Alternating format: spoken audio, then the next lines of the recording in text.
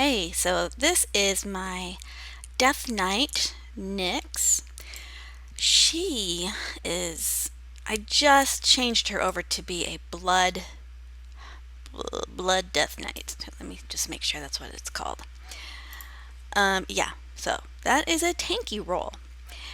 As I have said before, I don't ever really have an interest in tanking in dungeons because I find it's a lot to manage. I'm worried about keeping all the bad guys at attacking me, and I'm worried about when they escape, and I'm worried about if other people's health is going down.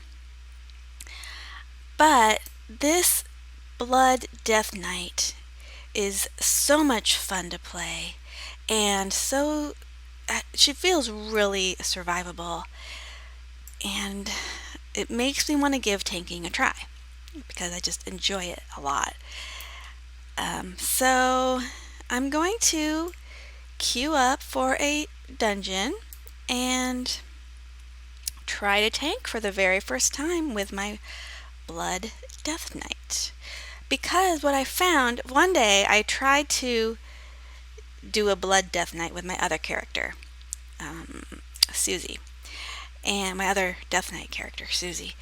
And I wanted to play a damage role because I am averse to tanking, but I was set to a specialization of Blood Death Knight.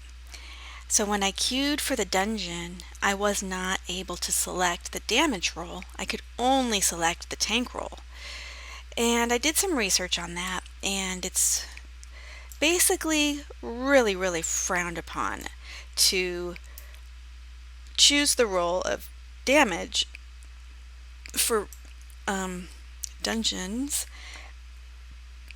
In order to do that, you would have to do that as a Unholy, or I guess the other is Frost, Unholy Death Knight. So you would load up your role as a damage dealer while being specialized for Unholy. And then when you get into the dungeon, you would switch to Blood.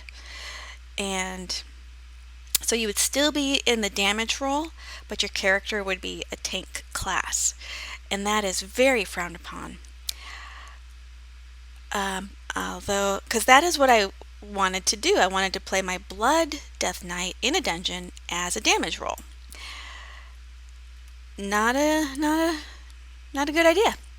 So I decided I'm just going to give tanking a try with this character who I feel is really spectacular and very fun to play. So I just need to find some villains so I can give you a little taste of her abilities. I don't quite have a rotation set yet. She's got tons of powers right now, and I'm not real familiar with all these powers yet. So here's a single guy. He's going after something. I guess these little ghouls are just running around in the game. I thought they belonged to someone. Like, I thought maybe they were someone's pets, but there is a lot of them, so that's got to be more than just someone's pets. Okay, well, so in this area where Death Knights start, it's called New Avalon, and there are citizens within houses who they don't put up any fight. They just cower, as you can see. He's very frightened. But, I mean, it's wrong to kill citizens who are just innocently bystanding and afraid of you, I suppose. But it's a great place to practice your powers without any repercussions. So, oh, that person has really scared me. So let's just do it. Let's demonstrate these powers. So I have the citizen selected. I have Death and Decay. It is a AoE damage over time. So I do that. Then this Heart Strike, it is 2 targets, but there's only one. So I'm going to strike him. And then I guess that keeps going. Alright, so then this Death's Caress. I'm going to reach out with Necrotic Tendrils.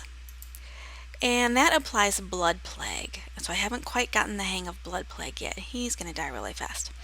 So now I have this other citizen over here. This guy just came in and killed him. Awesome. Yeah, that was great. he does not realize I am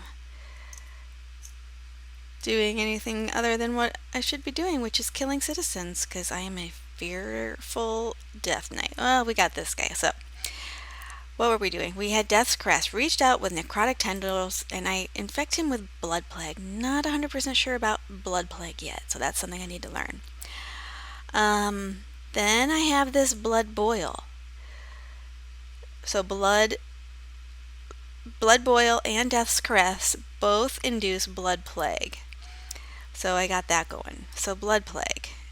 It drains health from the target every 3 seconds. That's pretty good. See, I didn't even push any buttons really, and he just died, and I hardly took any damage at all. That's pretty cool for this lady. Alright, but the citizens are a lot less. They don't put up any fight. Alright, so I'm going to go for this preacher. Alright, so what is this power down here? Consumption. Strikes all enemies in front of me with a hungering attack that deals 199 physical damage, and it heals me. So I am taking a little damage, so let's see how much healing I got. I guess I didn't get too much. Alright, so this power here, Blood Drinker, drains 880 health over 3 seconds. So that might be a good one to start with. Alright, so I got 2 people on my head, so we just need to take care of this guy. So Death Strike is another power that the Unholy Death Knight gets, and that heals you also. This is kind of neat. It has like a dancing sword that becomes your little sidekick for a little bit, and it's kind of cute. There it is, dancing around, and he's going for another guy. Alright, well, we're gonna go get this guy. And what was that one that healed me? It was this one. Not a lot of healing going on there. So I need to figure out which one of these strikes generates runic power so I can use my Death Strike to heal myself more often. But really, if I were not trying to figure this out and I was just smashing buttons, these adversaries would be dispatched quite quickly. But I need to figure it out, and I'm taking you along with me. I haven't tried my tanky powers, which I'm calling tanky powers, which are, well, I have these 2 armors, Anti-Magic Shell and Icebound Fortitude. I also have this one. This is what I consider a taunt. Dark Command. Command the target to attack me. So there's that. Single target. This one, also single target. It doesn't damage anyone, but it stuns them. So that can take somebody out of play for 5 seconds. Then I have this Death Grip, which harnesses the energy that surrounds and binds all matter, drawing the target toward you and forcing the enemy to attack you. So I have 3 single target tanky type powers here that help me control the enemies around me. I have these 2 armor type powers, protection type powers, and I have AoE, 2 targets, single target. Blood Boil is AoE, and by AoE I mean area of effect, so it does multiple targets, whatever is around me. Marrow Rend. So this is an attack for a single target attack. It does damage, and it generates 3 charges of Bone Shield. Now, something I haven't tried is just clicking it without any targets. I feel like if I click it, it's going to generate a Bone Shield for me. No, there is nothing to attack. So I definitely need a target to generate my Bone Shield. So that's probably a good one to start with. What else did I say was a good one to start with? The 3-second Blood Drinker. Single target. Yeah, consumption. Okay, so this one does multiple targets. This dancing rune weapon, I'm not real impressed by that. It's cute, but does it really do much damage? But what it does do is it gives me a 40% parry chance. So that is nice. So that's also kind of like a little bit of a protection armor. Um, single target. Single target. This one just kind of has a mind of its own. Single target. Single target.